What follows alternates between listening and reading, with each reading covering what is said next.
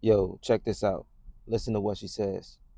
The U.S. Federal Reserve Bank of New York just admitted that poor people are experiencing more inflation than rich people. Yes, your jaw should be on the floor. I will explain everything to you. I'm also going to break down some research that the New York Fed has been quietly conducting for a while. And when I explain all this, you will also understand why the mainstream media is not making a big deal out of it, in spite of the fact that this is probably the biggest piece of news to come out of the financial world today. So today, the New York Fed just published an article saying that they've been doing research about inflation and things are not what they seem. You may have heard this, that we are entering into a K-shaped economy. One of the big things about a K-shaped economy that a lot of people are not talking about is that K-shaped economies happen after a recovery. So basically when there's a recession, and then K, it describes the graph of economic wealth. The top goes high and the bottom part goes low, like a K. Rich people get richer and then poor people get poorer. The thing that people aren't talking about is the fact that you have to have a recession beforehand. Now you may be thinking, this makes sense. We had the 2020 recession from COVID.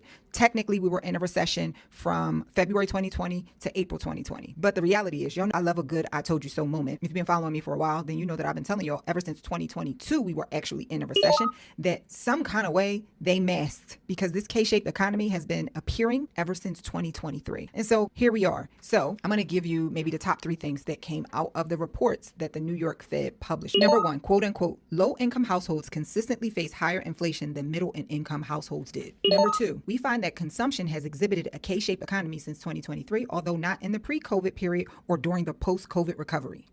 Aggregate statistics can mask important differences in economic experiences across demographic and socioeconomic groups. This means when you see a leading or lagging economic indicator, it takes into consideration everything, when the reality is the aggregate, this big number that considers everything, doesn't paint the full picture. I've said this on my podcast that we really have three Americas. This is saying we at least have two, but we really have three. This another type of economy that people talk about is an E-shaped economy. Totally possible. But the reality is we don't have one. So when you're looking at leading and lagging economic indicators, right now, aggregate's not telling the whole entire story. And I'll give you one more. Differences in wealth appreciation appear to play an important role in explaining the divergence in consumption growth. Let's move on to what you can do about it. First thing, focus on increasing ownership and cash flowing assets, not just increasing your income. One of the things that they talk about in the report is what created this top part of the K is wealth, not just income. The second thing is you want to make sure that you specialize right now in a skill. For those of you who are jack of all trades, master of none, this is not the time to do that. Pick something and go deep in it, because the people who are at the top of the K are people who have highly trained skill set. You already know I have so much more to say about this, but I only got 3 minutes here. What I am going to do is do a deep dive in my newsletter, because one of the things that it talked about was systematic heterogeneity. Try saying that fast 3 times. I want to explain it to you because the smart people really need to know this. For the people that don't want to know,